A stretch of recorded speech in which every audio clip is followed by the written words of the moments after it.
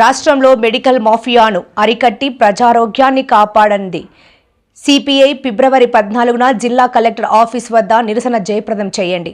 మధురవాడలో శుక్రవారం గోడ పత్రిక ఆవిష్కరణ చేసిన సిపిఐ నాయకులు రాష్ట్రంలో రాజ్యాంగం ప్రజలకు కల్పించినటువంటి ఆరోగ్యంపై స్పష్టంగా ఉన్నప్పటికీ మెడికల్ మాఫియా ఈ రాష్ట్రంలో ప్రజల ఆరోగ్య జీవన స్థితిగతులను అతలాకులతలం చేస్తుంది. ఏమాత్రం అనారోగ్యంతో హాస్పిటల్కి వెళ్తే వాడి జీవితం సర్వనాశనం అయిపోయినట్టే లెక్క.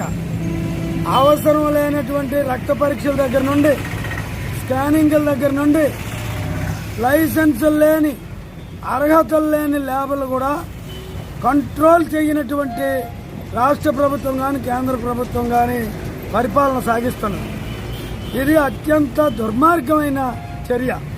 మన భారత రాజ్యాంగంలో విద్య, వైద్యం ప్రాథమిక హక్కుగా కల్పించబడింది.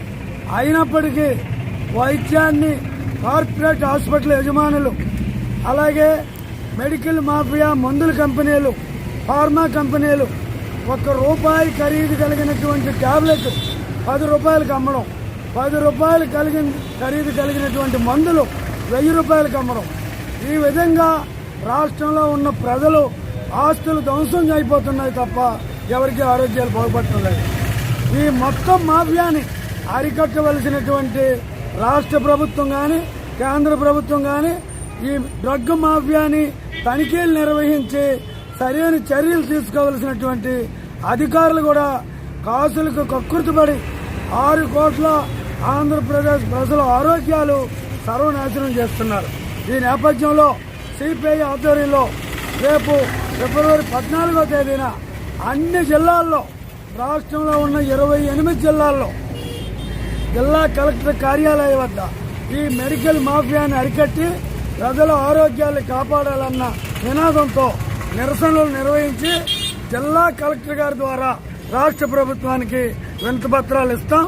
ఈ కార్యక్రమంలో పెద్ద ఎత్తున ప్రజలు స్వచ్ఛందంగా పాల్గొని రాష్ట్రంలో జరుగుతున్న ఈ మాఫియా దోపిడీని అరికట్టేందుకు ప్రోత్సాహం చేయాలని, మీరందరూ పాల్గొని జయప్రదం చేయాలని మీ ద్వారా ప్రజానీకాన్ని సిపిఐ తరఫున విజ్ఞప్తి చేస్తున్నాం.